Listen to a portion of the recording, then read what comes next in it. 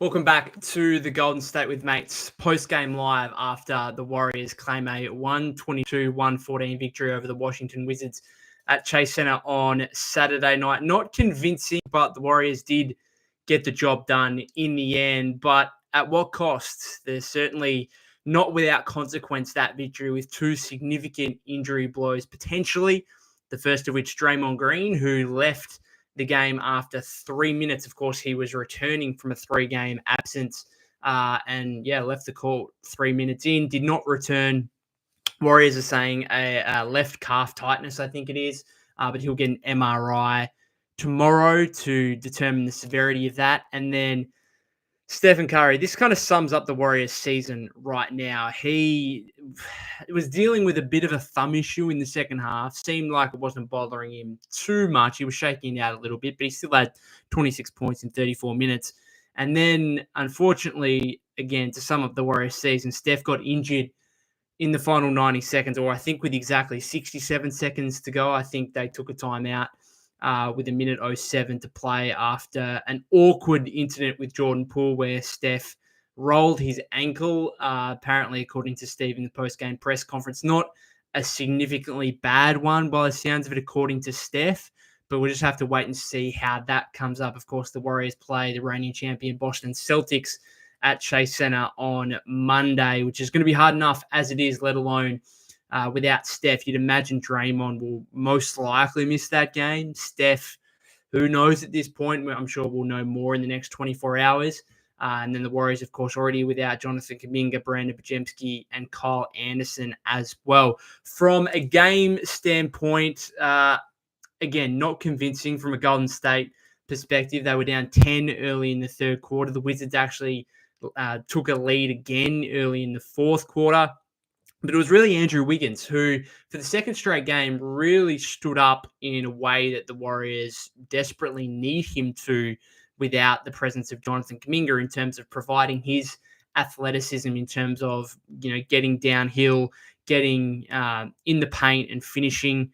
He was huge in this game. 31 points, 12 of 22 from the floor, 4 of 10 from three-point range. Not just that, but he added 11 rebounds, 4 assists, 2 blocks as well in nearly 35 minutes. So a huge Andrew Wiggins game, which is just what the Warriors needed, because Jordan Poole, he looked as if he was going to steal the show and provide perhaps his biggest statement yet in terms of a revenge game against the Warriors. Had over 20 points in the first half, had 38 for the game, JP. He was massive for the Wizards and probably someone the Warriors could do with right now, it must be said. But again, I know we've spoken about that on previous post-game lives, and I don't want to talk about it too much because it's a hypothetical scenario. But Andrew Wiggins was massive. Just the last two games, like we mentioned it after the game against the Timberwolves the other day, like his presence, I suppose, in the paint and making himself known more from that perspective on the offensive end. Like too many times, he's often criticized for not being aggressive enough, and sometimes we just, view him nowadays as a 3-and-D, catch and shoot off-ball player. But without Kuminga and with the Warriors, recent offensive struggles, where they've been like 25th in the league offensively since the start of December, they really need Andrew Wiggins to step up, and he's done that.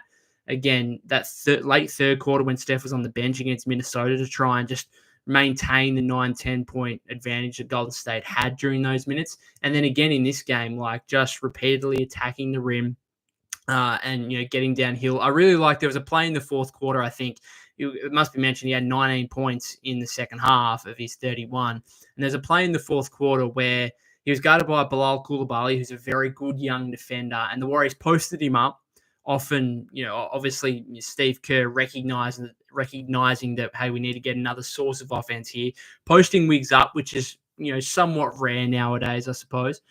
And unfortunately, like, they didn't actually get the ball to him until he was really, he was pushed out basically to the perimeter, and he had to get into his post move from nearly the 3-point line, and he slowly and very methodically backed down Bilal Coulibaly, got basically to the paint, and then a nice little jump hook over him. And I thought that's just another element, another bit of offense that the Warriors can go to and that the Warriors need, because we've seen too many times the same kind of read and react offense, motion offense, split cut action, all this kind of stuff sometimes it just gets stale and it's too predictable for opposing defenses. So being able to just give the ball to Wiggs in the post and let him go to work, that's a whole new thing that the Warriors probably need to try and incorporate more. And I think his touch on some of these shots around the paint as well have actually been pretty good. Like I've often criticized Wiggs for his blown layups at times and those little jump hooks from a few feet that you think should be reasonably easy to make. And sometimes he just doesn't. But the last couple of games here, while he's had this really attacking mindset, he's been able to finish these shots, which is really good to see. So the Warriors don't win this game without Andrew Wiggins. One of his best performances of the season, albeit against a Wizards team who entered, having won 6 games for the season.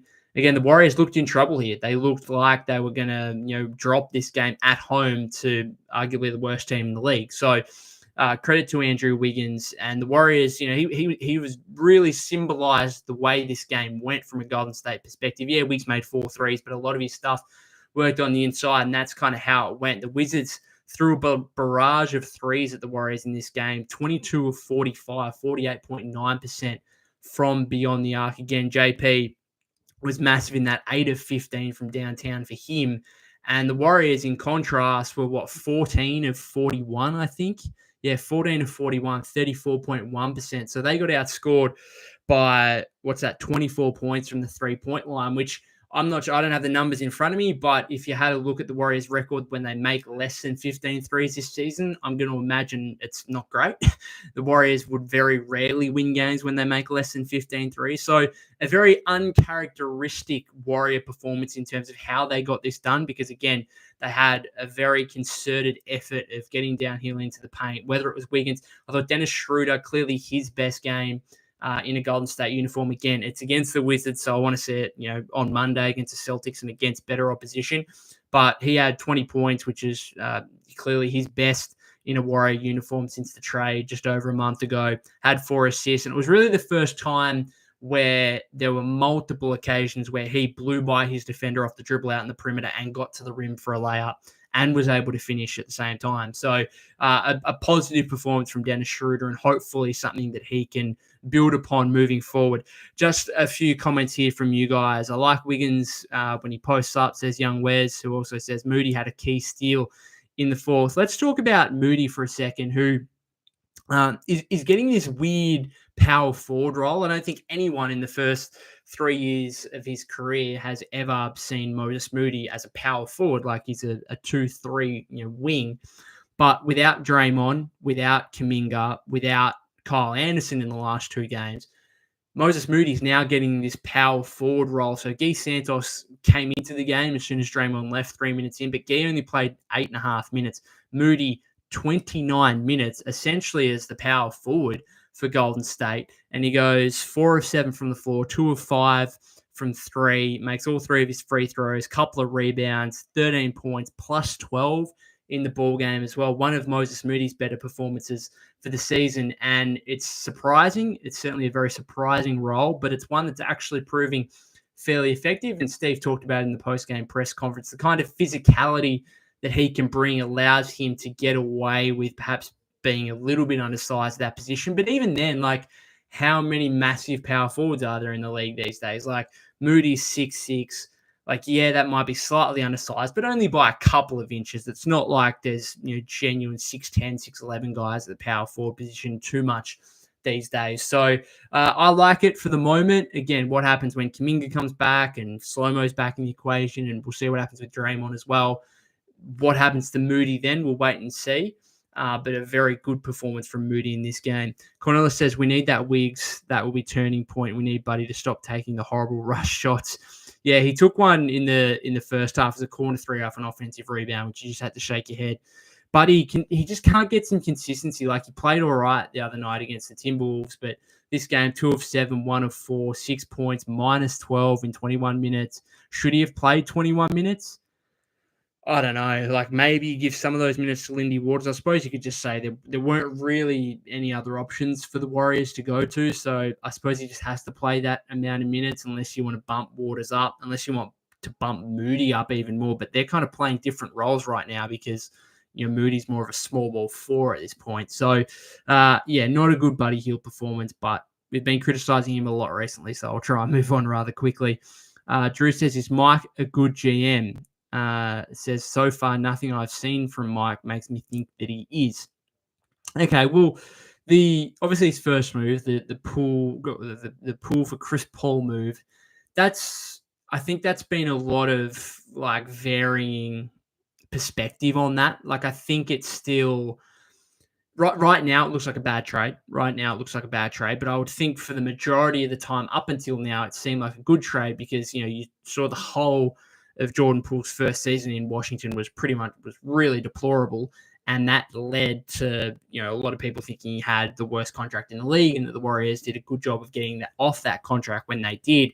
Now, since then, they obviously moved on Chris Paul and waived him and got nothing in return, which I think hurts this. If you could look at not having Jordan Poole now and at least point to someone that you do have as a result, yes, you can look at, they wouldn't have Schroeder right now if they had Jordan Poole, or they wouldn't have been able to sign Melton Anderson and Heal during the offseason if they had Poole. Like you can look at different moves, aside from the initial one.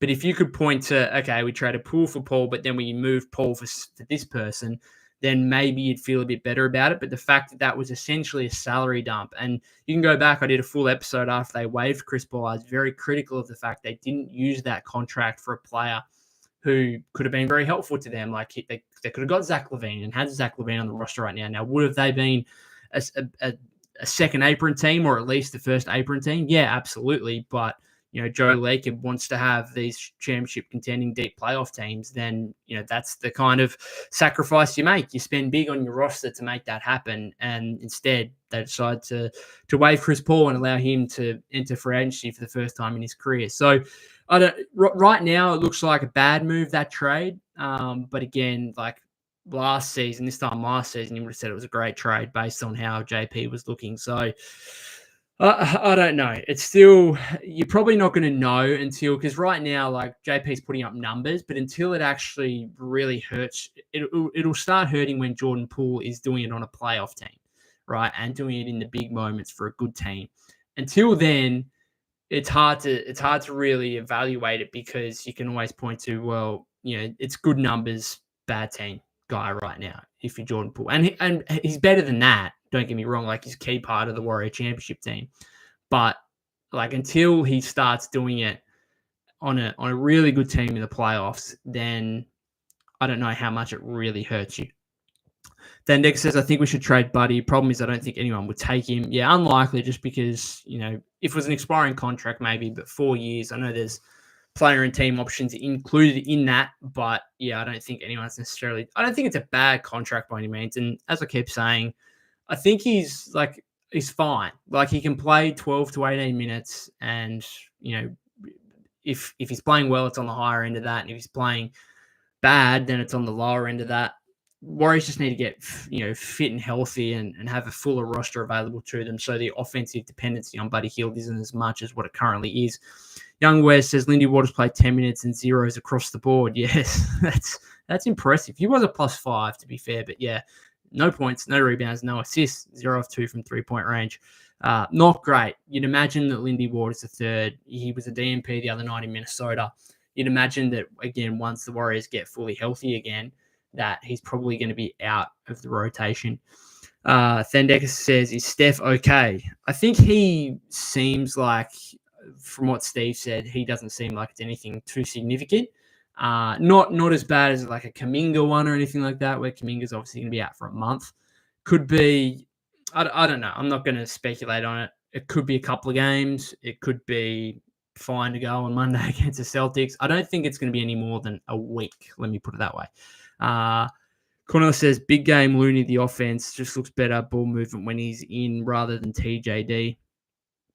Well, I think things are maybe a little bit more simplistic when Looney's in the game over TJD, simply because that Looney's not a huge offensive threat, and neither is TJD, but TJD at least has the athleticism where you're like, okay, let's actually run a pick and roll with Schroeder and TJD or Steph and TJD, because he does have the athleticism and we saw it in this game. Like the guy had 6 points, but how many times did he try and go up and just jam it on guys' heads, which I like that aggressiveness. But again, a couple of times he just blew layups or shots that he should have made around the rim as well. He had 15 rebounds and 5 on the offensive end. He was okay. Looney, big game, 10 points, 13 rebounds, again, 5 on the offensive end. The Warriors, that was the difference in the game. If you look down at the numbers from a box score perspective in the team comparisons, the shooting numbers were fairly similar. Obviously, Warriors more efficient from 2-point range, Wizards more efficient from 3-point range. Warriors shot 46.9%, Wizards 44.2%. Wizards, as I said, shot better from 3, but the two major differences: Warriors 17 offensive rebounds to 11, and the fact that Golden State only had 9 turnovers as well. Washington had 13. Warriors did a good job of not throwing the ball away, and that meant that they got 10 more field goal attempts than the Wizards in this game, and that really proved the difference in an 8-point win, it must be said. The one thing I do want to point out in regard to Looney and GP2 is I've sat here for weeks and weeks and weeks and talked about the possibility of them being traded and those guys being the most likely duo moved in a trade before the deadline because they are in expiring contracts and they're on reasonable money, like Payton's 9.1, Looney's $8 million expiring deals this season. But then you look at a game like today and Loon and GP2 both close for you.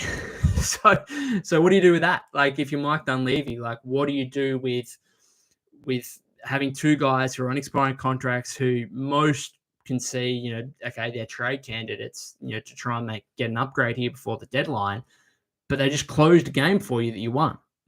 And that's the kind of issue that I've had with the Warrior roster going back to the offseason, is there's not really a hierarchy here. So what that means is, like, there's Steph and there's Wiggins and maybe there's Draymond, but everyone else is like just in the same tier where, Steve's going to ride the guys that are playing well and, not ride the guys that are playing poorly and pick and choose, and anyone can really close a game for the Warriors. So I don't know what that means for Payton and Looney, because you look at a performance like this and, GP2 did an okay job on JP down the stretch in the fourth quarter.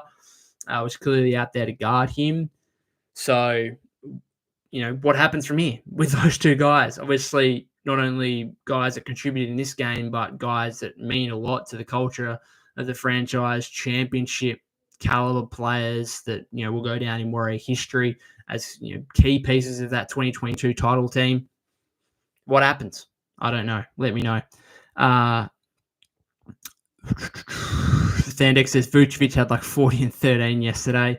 Yeah, 40. He dropped 40 against the Hornets, it must be said. But he went 17 of 25 from the floor. And big thing to me was he went for 17 in the fourth. He had 17 of Chicago's 20 points in the fourth quarter. Like, the Bulls got outscored 27-20 in the fourth, lost to Charlotte, which I think if you want a Vucevic trade from a Warrior perspective, that's probably a good thing. I think the more losses that the Bulls rack up here before the deadline, the more mediocrity they fall into. I think they're now 18 and 24 in the season. I think the more incentivized the front office might be to say, okay, let's actually pull the curtains down on this. Let's trade Vucevic and make a couple of deals, Lonzo Ball, other players that could potentially be on the move before the deadline. So probably a good outcome that for the Warriors, the fact that Vucevic had 40 and 13 and still looks really good.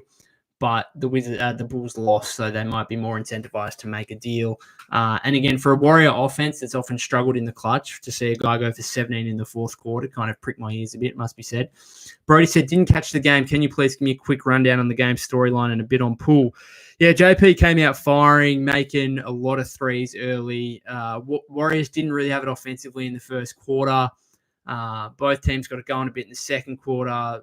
Wizards had a reasonable, lead late in the second. Warriors closed a bit. Wizards got back out to 10 points early in the third.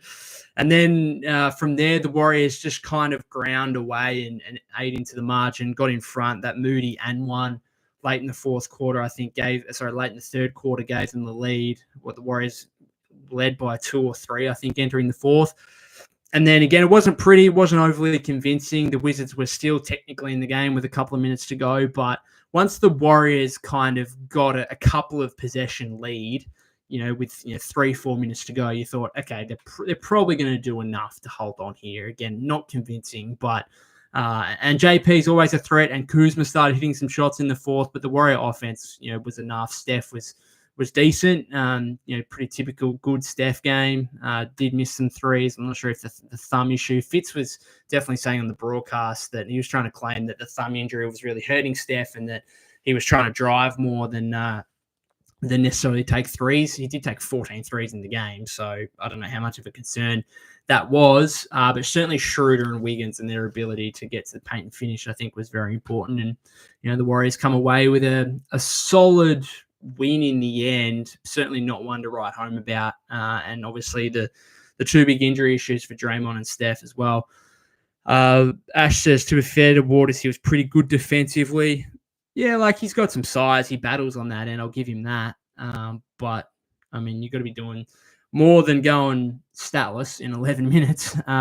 Cornell says, Looney knows the offense. Look how slow the offense down and get them in a set and get a good shot. That's what he does better than TJD.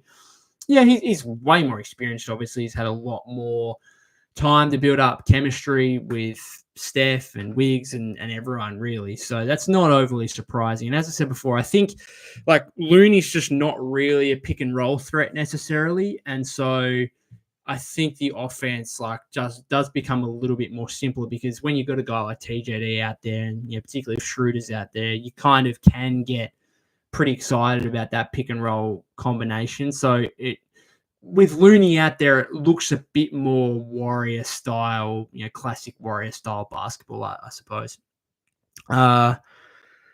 Cheyenne says, hey man, love your vids. Had a question with the highs and lows of the Warriors this season. What is your best scenario for the outcome of this season? It's tough. It changes probably on a daily basis, depending on how I wake up. And from game to game, this is why over an 82 game season, I try and keep pretty flat line in my emotions and stuff and don't try and change my opinions too drastically based on game by game performance. But I don't know, it's going to be a question to be answered once the deadline passes and we see if the Warriors make any trades here over the next couple of weeks. But I still think they should be aiming to make the playoffs. That's clearly the first step. And the West is still close enough where if they can go on a bit of a run here, then they can make the playoffs. I always think, yes, the West is deep. There's a lot of good teams. It means the Warriors are under threat of even making the play-in tournament, let alone the playoffs. But there's not the absolute high end. The Thunder are great, but aside from that, which teams really scare you? And therefore, even if the Warriors, scraped into this, the 7 seed and avoided the Thunder, who assume they'll finish first. So if you finish 6th or 7th and avoid the 8 seed, then maybe you can actually, if you played Houston in the first round of the playoffs, can you beat Houston, a young Rockets team with very little playoff experience? Maybe, yeah. So I still think the best case scenario is probably one playoff round victory, which I think from right now, based on how this season's been looking over the last basically 20, they're 9 and 17, I think, in their last 26 games. So based on what we've seen over the last 26 games, winning a playoff round would be spectacular, I think, from this position. I don't think that's likely. I think the most likely outcome is maybe lose in the first round of the playoffs or just don't make the playoffs at all. Again, I think that might be dependent on what they do over the next couple of weeks, but I don't think there's a move that's going to make them I don't think there's a move that's going to make the best case scenario any better than, maybe getting the second round of the playoffs. I think that's probably best case scenario regardless of what happens. Fendek says, Washington had a season high in threes. Our perimeter defense is so bad. Yeah, part of it is also them just hitting some BS shots. Poole took and made some pretty tough ones. Some of the Alex Sarr ones where he just doesn't shoot well from 3 at all in the season. And, the Warriors are slightly late closing out, but, do get an arm up and they just go in and you're like, eh. It's it was one of those kind of nights where it looked as if the Wizards might get a surprise victory because some of these threes that they just never hit were going in. And I don't know. I agree with you. I've said throughout the entire season, there are some issues with the Warrior perimeter defense and their inability to stay in front of guys, and therefore the defense collapses open threes. It's happened in plenty of games. This game, I don't know. It was more so, I think, Washington having one of, definitely their hottest shooting night of the season. I'm not going to try and pronounce that. Potinotate. I'm not even going to try and pronounce it. But it says, I know Post is a work in progress, but do you think he can get some playing time as a stretch five? Because I kind of was hoping to check him today and get some game time. Well, I thought when they announced that Draymond was out for the game that we might have seen some Quentin Post action, but unfortunately for him, he's a five, and they can just cover the center minutes with Looney and TJD still. So until one of those two guys go down, I think Post is going to be pretty limited. Maybe there's some games where the Warriors, like that Pacers game last week where the Warriors just rested a heap of guys, and then you might as well throw him out there for 7-8 minutes. He didn't have a great game in the G League yesterday, but otherwise has been very, very good in the G League recently, putting up, I think he's had 3 games of more than 29 points in like his last 5 games. So he has been really